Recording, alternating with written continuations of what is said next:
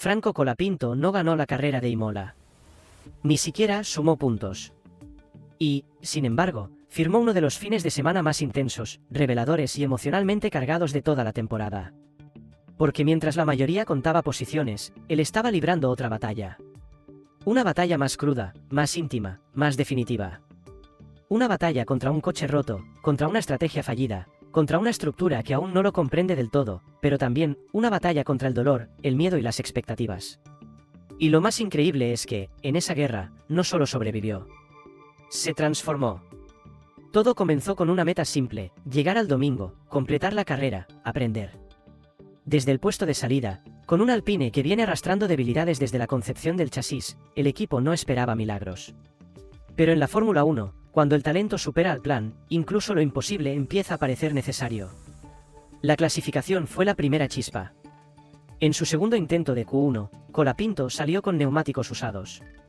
Una decisión arriesgada. El objetivo era esquivar el tráfico y guardar un set nuevo para Q2, en caso de pasar. Pero la pista no perdona. El Alpine, ya inestable por naturaleza, cargaba un alerón delantero más agresivo, con 5% más de carga que el de Gasly. Y aunque eso prometía agarre en curva, se convirtió en pesadilla cuando el rebote vertical del porpoising volvió a aparecer justo antes de Tamburello. A más de 287 km por hora, el monoplaza golpeó el piano interno y rebotó con violencia. Una fracción de segundo después, el coche perdió apoyo aerodinámico, se descontroló y terminó contra el muro con una fuerza lateral de casi 50 G. Ese instante cambió todo. El volante se desconectó. El sistema brake-by-wire colapsó. El alerón delantero voló por completo. El coche quedó desarmado, herido, silenciado. Pero la verdadera historia no comenzó con ese impacto. Comenzó después. Porque para muchos, ese habría sido el final del fin de semana. Pero para Colapinto fue apenas el prólogo. El análisis técnico posterior reveló que el monocasco había sufrido un daño severo en las capas 12 a 15 del carbono. La estructura torsional estaba comprometida. El sistema hidráulico falló. Los sensores dejaron de transmitir datos en tiempo real. El Alpine A525, en ese punto, era más escombro que coche. Y sin embargo, el equipo tomó una decisión que cambiaría el destino de la carrera: reconstruirlo. Contra el tiempo. Contra la lógica. Contra la desesperanza. Durante la noche, Alpine reemplazó toda la unidad de potencia, el motor térmico, el turbocompresor, la MGUH.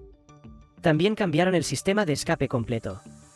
Redistribuyeron el peso hacia el eje trasero, agregando 7 kilogramos para estabilizar la frenada. El sistema hidráulico fue sustituido por uno de especificación anterior, lo que generó un desfase entre lo que la telemetría decía y cómo el coche respondía. Pero no había opción.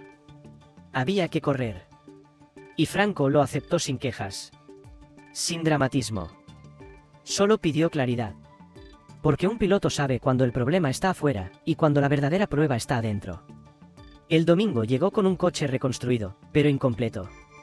El MGUK fue limitado al 92% de su capacidad, lo que significaba una pérdida de casi 12 caballos por tramo de aceleración.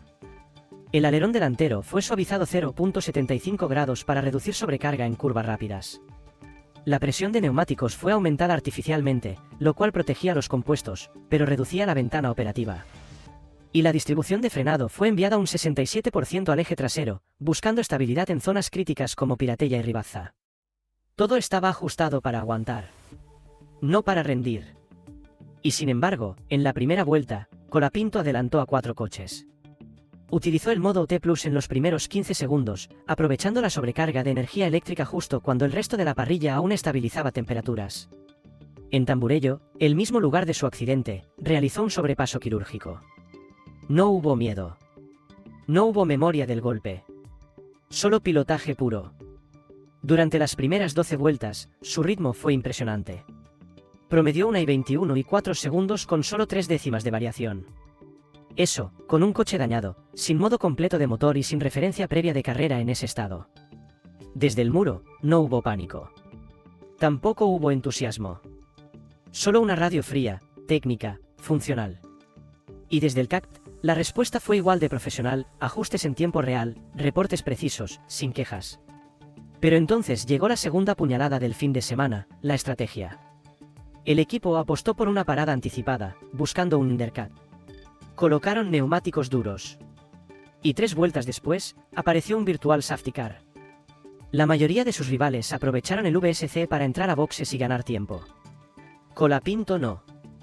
Ya había parado. Y en ese instante, todo lo planeado perdió valor. Volvió a pista con neumáticos fríos, sin ritmo de carrera y con un coche que ya no respondía como antes. El alerón empezaba a vibrar. Las temperaturas bajaron. La adherencia desapareció. Y en ese punto, Franco podría haber bajado los brazos. Pero no lo hizo.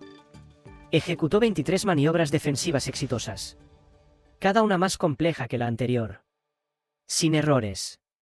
Sin bloqueos. Sin movimientos ilegales.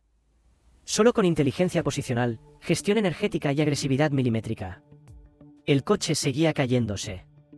La vibración del alerón delantero empezó a afectar la carga en sectores clave como variante alta. El MUC fue aún más recortado. Y lo peor llegó a partir de la vuelta 38, el sistema energético comenzó a mostrar un consumo por encima del 101%. Eso obligó a cortar la recuperación híbrida, limitar el despliegue de potencia, bajar las revoluciones del motor a 12.300 RPM. Un Alpine sin alma. Y aún así, Colapinto mantuvo la distancia con Bottas durante más de 9 vueltas, con un coche más pesado, menos potente y estructuralmente dañado. Para entonces, el equipo ya sabía que lo que estaba viendo era más que resistencia. Era pilotaje de élite. Las advertencias por límites de pista comenzaron a llegar. 4 en 7 vueltas. No por error. Por falta de respuesta del coche. Pero él no se desordenó. Ajustó sus referencias. Redujo su entrada a curva. Evitó los pianos. Se aferró al trazado como un cirujano en zona de guerra. Todo lo que hizo desde la vuelta 40 hasta la 63 fue instinto refinado. Técnica en estado puro. En las últimas 10 vueltas, con las manos adormecidas por la vibración, el cuello tenso por el esfuerzo acumulado y el Alpine degradándose curva tras curva, Colapinto mantuvo un ritmo de carrera estable. El equipo detectó pérdidas de eficiencia en el difusor, degradación térmica en los frenos y oscilaciones estructurales. Pero no intervinieron. No hizo falta. Franco ya lo había corregido solo. Retrasó sus frenadas, alisó las trayectorias, modificó puntos de aceleración. Ajustó cada parámetro de su pilotaje con la naturalidad de quien no solo conduce, sino que entiende. Y cuando cruzó la bandera a cuadros, el mundo vio un puesto 16. Pero en realidad, fue el día en que Colapinto dejó de ser una promesa. Se convirtió en certeza. El lunes, Alpine anunció que adelantaría su nuevo paquete aerodinámico. Un nuevo alerón trasero. Elementos móviles pasivos. Sistema de refrigeración de fase cambiante. Nada de eso estaba programado. Nada de eso era obligatorio. Lo hicieron porque entendieron que tienen en sus manos a un piloto que no solo pide, sino que obliga a reaccionar. Lo resumió Briatore con una frase: mostró madurez con solo 21 años.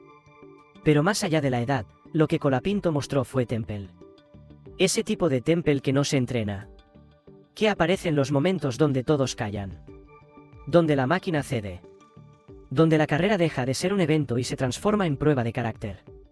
Imola no fue su debut. Fue su incendio. Y salió caminando. La pregunta ahora no es si Franco Colapinto está listo. La verdadera pregunta es si Alpine va a estar a la altura del piloto que tiene entre manos. Porque si no lo está, el talento no espera. Y cuando encuentre un coche a su medida, muchos se preguntarán cómo lo dejaron ir. La estrategia se transformó de inmediato. El alerón delantero fue recortado en 0.75 grados para ganar estabilidad en curvas de alta velocidad, lo cual reducía agarre pero evitaba sobrecarga. Se elevó la presión de los neumáticos en 1.8 psi, protegiendo el desgaste pero limitando la ventana térmica óptima. Se redistribuyó el frenado en un 67% hacia el eje trasero para evitar bloqueos en Piratella y Ribazza, dos curvas donde el Alpine, dañado, era particularmente errático. Cada una de estas decisiones fue tomada bajo presión. Ninguna estaba diseñada para ganar. Todas estaban pensadas para resistir. Y Franco lo sabía. Aún así, se subió al coche como si nada hubiera pasado, sin mostrar duda, sin pedir tiempo extra, simplemente enfocado. Ese tipo de templanza no se entrena, no se simula, no se compra. Se tiene o no se tiene. Y él la tiene. Cuando se apagaron las luces, Colapinto no fue un pasajero. Fue protagonista. Utilizó el modo T+ en los primeros 15 segundos para adelantar a 4 coches en la primera vuelta. Hizo ese movimiento, quirúrgico y milimétrico, en la recta de Tamburello. Justo donde se había estrellado un día antes. Durante las primeras 12 vueltas marcó un ritmo de 1 y 21 y 4 segundos, con una consistencia admirable de apenas 3 décimas de variación, manejando un coche reconstruido, con menor carga aerodinámica, sin los modos completos de motor y con un balance que cambiaba vuelta a vuelta. La radio del equipo se mantuvo fría, sin dramatismo, sin miedo, porque desde el CAC llegaban solo datos concretos, retroalimentación limpia y una mente que sabía lo que estaba haciendo. A pesar de que todo el plan de sábado había quedado descartado, a pesar de que el fantasma del accidente seguía flotando, Colapinto decidió no sobrevivir, decidió correr. Y correr significó enfrentarse a un coche que se deshacía en sus manos. A partir de la vuelta 29, con el segundo stint, el desgaste físico, técnico y estratégico se volvió brutal. El Alpine empezó a mostrar deterioro progresivo, pérdida de eficiencia en el difusor escalonado, caída en la respuesta del sistema híbrido, vibraciones que volvían a afectar la precisión del tren delantero. El delta de temperatura de los neumáticos, que en el primer stint era de 15 grados, bajó a 8, lo que mejoró la ventana operativa, pero no alcanzó. El ritmo cayó a 1 y 22 y un segundo, 2 décimas por vuelta más lento que sus rivales directos. No por manejo. Por límite estructural del coche. A partir de la vuelta 38, el consumo energético superó el 101%.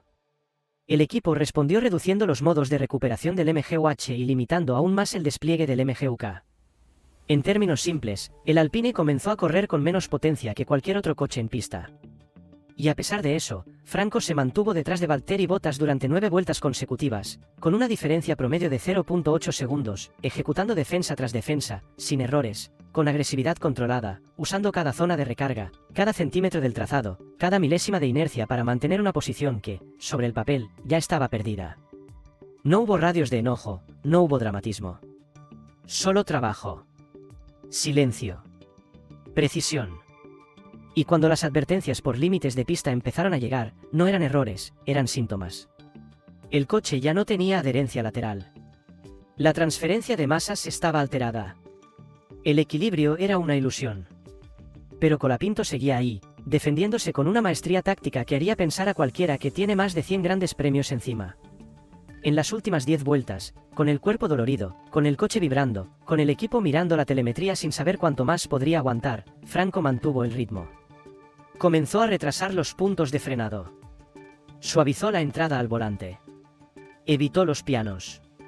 Cada cambio fue decisión propia. No hubo instrucciones. Solo instinto. Porque cuando un piloto entiende al coche desde adentro, no necesita que nadie le diga qué hacer. Lo siente. Lo interpreta. Lo adapta. Y en ese punto, dejó de ser una promesa. Se convirtió en certeza. Imola será recordada no por un puesto en la tabla, sino por lo que reveló en la pista.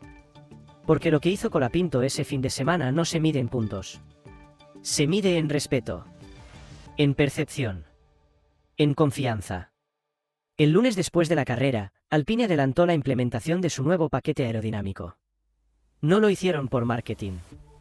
Lo hicieron porque entendieron que tienen un piloto que exige más, que no solo espera, sino que empuja, que transforma un coche herido en una herramienta de valor. Y ahora la pregunta ya no es si él está listo. La verdadera pregunta es si Alpine lo está. Porque si no lo está, el talento no va a esperar. Va a buscar su lugar. Y cuando lo encuentre, todos van a recordar que todo empezó en una carrera donde no sumó puntos, pero ganó algo mucho más importante, legitimidad. Franco Colapinto no tuvo un debut. Tuvo una prueba de fuego. Y salió caminando del incendio con más respeto del que tenía cuando llegó.